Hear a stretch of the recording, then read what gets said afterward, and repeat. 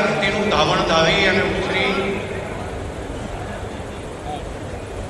અને પ્રજા કલ્યાણના કામમાં આ ધરતીને ગૌરવ અને પુણ્ય બંને અપાવ્યું તેવા વિશ્વના સૌથી લોકપ્રિય નેતા, ભારત દેશને આંતરિક સુરક્ષા અને બાહ્ય સુરક્ષાની દ્રષ્ટિથી છેલ્લા 1000 વર્ષમાં સૌથી વધારે સુરક્ષિત જેમના નેતૃત્વની અંદર ભારત વર્ષ બન્યું છે તેવા મા ભારતીના સપૂત અને આપણા મોદી સાહેબને આપણી આ થરાદની ધરતી ઉપર હૃદયપૂર્વક એક વખત તાલીઓના ગડગડાટથી હાથ ઊંચા કરીને આપણે બધા સ્વાગત કરીએ. એક વખત તાલીઓના ગડગડાટ.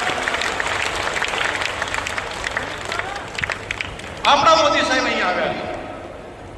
કેટલાય દિવસથી આપણી બેનડીઓ વાટ જોતી હતી, આપણા વડીલો યુવાનો રાહ જોતા હતા.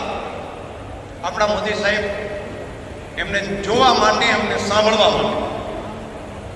તેવા આપણા મોદી સાહેબને આપ સૌ વતી ખૂબ ખૂબ એમનો આભાર પણ માનું છું. એવા જ આપણા સિમ્પલ લિવિંગ, હાઈ થિંકિંગ સાથે કામ કરતા આપણા રાજ્યના સન્માન્ય મુખ્યમંત્રી ભૂપેન્દ્રભાઈ પટેલ, હમણાં જ જેમણે સંબોધન કર્યું, આપણા બનાસકાંઠાની ડીસાની ધરતીના સપૂત, યંગ એન્ડ ડાયનેમિક, ઉર્જાવાન ડેપ્યુટી મુખ્યમંત્રી માનનીય શ્રી હર્ષભાઈ સંઘવી, ભારતીય જનતા પાર્ટી પ્રદેશના સન્માન્ય અધ્યક્ષ અને વડગામના વડનાવાડાના વતની માનનીય શ્રી જગદીશભાઈ વિશ્વકર્માજી, મંત્રીમંડળના સૌ સન્માન્ય મંત્રીશ્રીઓ, માન્ય ધારાસભ્યશ્રીઓ, માન્ય સંસદ સભ્યશ્રીઓ, સૌ અધિકારીશ્રીઓ અને વિશાળ સંખ્યામાં આપણા મોદી સાહેબને સાંભળવા માટે અહીંયા ઉપસ્થિત વાલા ભાઈઓ અને બહેનો, મોદી સાહેબ અહીં આવે ને એટલે હૃદયથી ખૂબ રાજીપો થાય. છેલ્લા 4-5 દિવસથી બધા લોકો ગામડે ગામડે અલગ અલગ કાર્યક્રમ કરીને મોદી સાહેબને મળવા માટે થનગની રહ્યા હતા. અને અહીંયા હું જોઈ રહ્યો છું હજારોની સંખ્યાની અંદર મારી માતાઓ બહેનો એ તો કેટલાય દિવસની રાહ જોતી હતી, ગાણા ગાતી હતી અને ક્યારે અમારા વીરાને અમે મળીએ એ પ્રમાણેના બધા ગાણા પણ ગામે ગામ ગાઈ અને જાણે દિવાળી જેવો ઉત્સવ હોય તેવો ઉત્સવ આપણા વાવ થરાદ અને બનાસની આ ધરતી ઉપર હતો. અને સૌથી આનંદ એ બાબતનો છે કે મોદી સાહેબ અહીંયા આવ્યા છે ત્યારે ભારતને વધુ સુરક્ષિત કરવા માટે એક મોટું એરપોર્ટ અહીંયા આગળ એમને નિર્માણ કર્યું અને આજે એની અંદર વિમાન ઉતાર્યું. મોદી સાહેબે વિમાનમાં બેસીને આપણી ધરતી ઉપર અહીંયા આવ્યા. પહેલી વખત કદાચ આ ઘટના. અને વિમાનમાં સુરક્ષાની દ્રષ્ટિથી આપણો દેશ, આપણો સરહદી વિસ્તાર વધારે મજબૂત થાય તે માટેનું તો કામ કર્યું, પણ સાથે સાથે બીજી એક ભેટ લઈને આવ્યા છે કે અહીં આગળ આપણા વિસ્તારની અંદર, આપણા બાજુના જ ગામની અંદર, આ નાણીની બાજુમાં સાંભરા ગામ છે, ત્યાં આગળ સિવિલ આપણા એવિએશનનું માટેનું ટર્મિનલ બનાવવાની મંજૂરી પણ રાજ્ય સરકારને સૂચના આપી છે.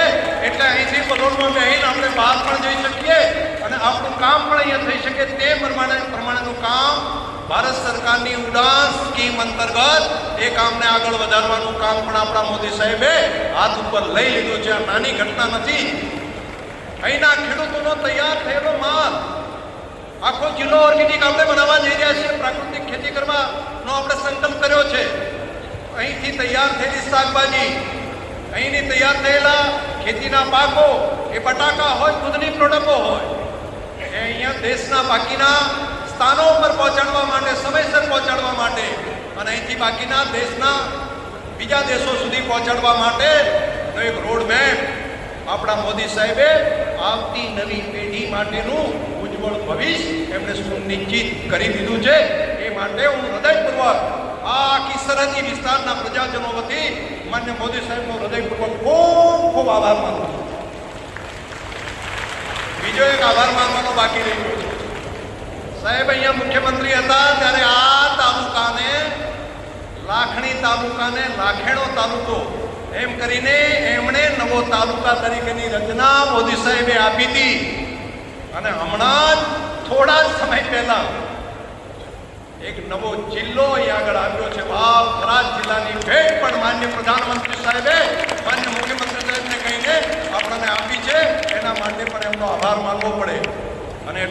સાથે સાથે રા તાલુકો, ધરણીધર તાલુકો, ઓગળ તાલુકો સહિત નવું વહીવટી સરળતા રહે એ માટેની પણ ઘણી ભેટ આપી છે.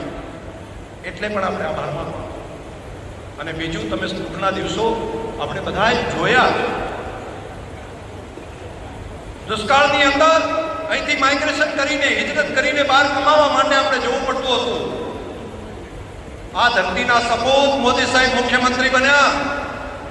નર્મદાનું પાણી આ ધરતી ઉપર પહોંચે અને અહીંથી ઘર પરિવારને છોડી અને હિજરત કરીને બહાર કમાવા માટે જવું પડતું હતું. તે નર્મદાની નહેરો લાવી અને મોદી સાહેબે કાયમી જે દેશવટો આપણે બહાર જવું કાઢવો પડતો એમાંથી આપણને મુક્ત કર્યા. એટલું જ નહીં, જ્યાં નર્મદાની નહેરો નથી ત્યાં સુજલમ સુફલમ નામની નવી નહેર બનાવી. પાણી માટે આપણે ટળવળતા હતા અને એ વખતે કેટલાય લોકોએ વિરોધ કર્યો હતો કે સુજલમ સુફલમની અંદર પાણી નહીં આવે. આંદોલન ચાલતા હતા, પરંતુ આપણા ઉપર જે દુષ્કાળના ઘા વાગવાના હતા એ એમને છાતી ઉપર ઝીલી અને આપણી ધરતી ઉપર સુજલમ સુફલમની કેનાલ કરી અને સુજલમ સુફલમ કેનાલના કારણે આ વિસ્તારની ધરતીનું પાણી બિલકુલ નીચે જતું રહ્યું હતું, એને ફરી પાછું ઉપર લાવવાનું કર્યું. અને બધાની હાજરીમાં આજે મારે કહેવું છે કે સાહેબ, અહીંયા પાણી માટે, પીવાના પાણી માટે વલખા હતા. આજે ઉનાળાની અંદર પણ આ સુજલમ સુફલમ કેનાલની અંદર પાણી સાહેબ ભરાયું છે. એ આપની આ મહેનત, દીક દ્રષ્ટિના કારણે થયું છે. અને આ વાત સાથે સંમત હોય તો બે હાથ ઊંચા કરીને તાલી પાડો, નહીતર કહેશે કે સંજયભાઈ એટલા બોલે છે. ચાલો ના હોતા નહીં બધા.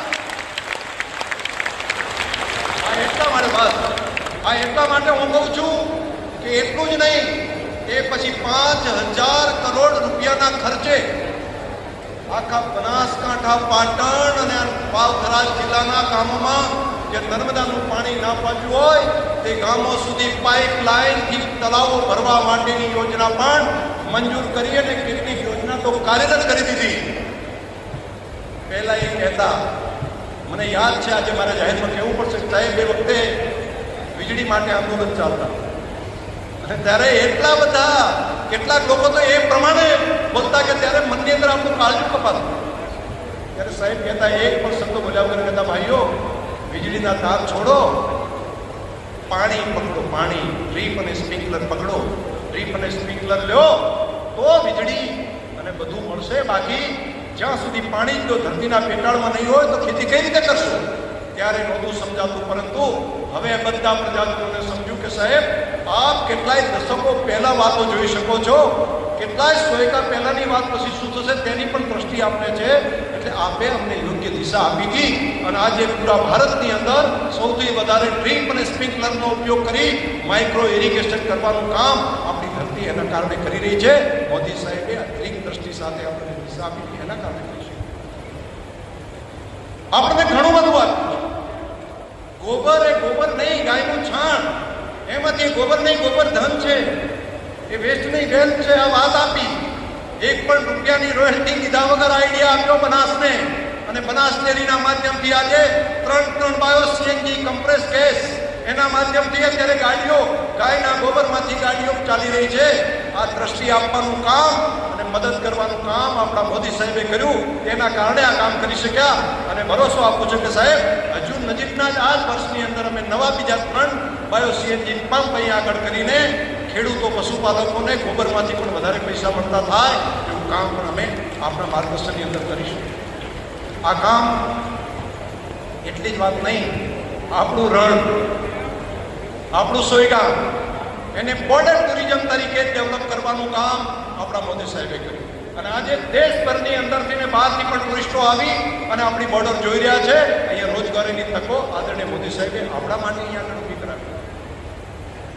શિક્ષણનું પ્રમાણ સાવ ઓછું હતું અને એ વખતે ગામડે ગામડે ફરીને આંગળી પકડીને આપણી દીકરીઓ ભણે એ માટેનું કામ ધોમ ધકતા તડકાની અંદર પણ ત્યાં જઈને અમને કરાવ્યું.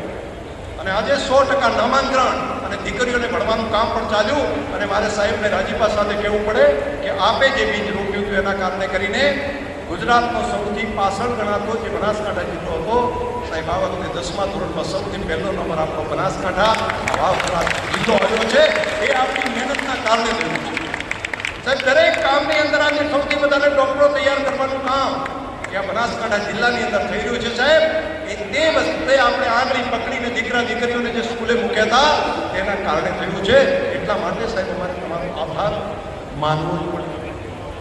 મારી તમને આ વાત કરવા બેસું ને તો હજી તો ઘણો બહુ સમય જાય, પરંતુ મારે આપ સૌને વિનંતી કરવી છે કે મોદી સાહેબને કોઈ ઘણા કહે છે મોદી સાહેબ ક્યાં રહે છે, તો મોદી સાહેબ દિલ્હીમાં નહીં, અહીંયા બેઠેલા લોકોના દિલમાં રહે છે, વ્યક્તિના દિલમાં. અને જો આ વાત મારી સાથે જો તમે સંબંધ હોય તો આ મીડિયાની હાજરીમાં, આટલા બધા લોકોની હાજરીમાં તમે કેટલો મોદી સાહેબને પ્રેમ કરો છો. એમને કોઈ નાનકડી એક કાંકરી એમના ઉપર પડે છે તો એ કાંકરી એમને નથી વાગતી, કરોડો કરોડો દેશવાસીઓના હૃદયની અંદર જુએ છે, અહીંયા આગળ આપણને વાગે છે. એ ભાવ જો તમને લાગતો હોય કે આપણા મોદી સાહેબ એક તપસ્વી તરીકે, એક તપસ્વીની જેમ રાત દિવસ પ્રજા કલ્યાણનું કામ, મારો દેશ આગળ વધે, મારા દેશના ગરીબ લોકો માટે હું સેવા કરું, ખેડૂતો માટે સેવા કરું, ગામડા માટે સેવા કરું, એ સંકલ્પ સાથે જો કામ કરતા હોય તો મારી તમને પ્રાર્થના છે અહીંયા બેઠેલા ત્યાં બેઠા બધાને એક વખત પોતાના સ્થાન ઉપર ઉભા થઈને બે હાથ ઊંચા કરીને તાળી મારો.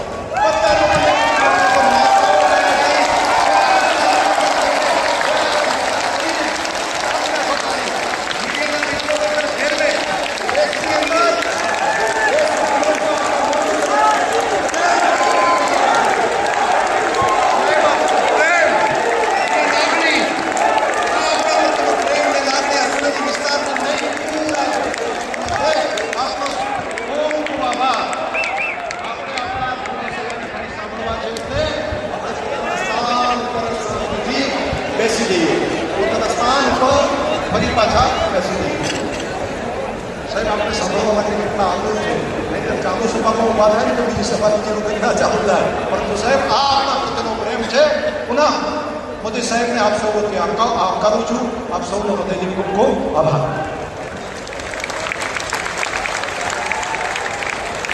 માનનીય અધ્યક્ષશ્રી, આપનું પણ ઉત્સાહસભર સંબોધન માટે અમે આભાર વ્યક્ત કરીએ છીએ. જેમના કુશળ માર્ગદર્શન હેઠળ ગુજરાતની વિકાસ યાત્રા અવિરત અને અવિરામ આગળ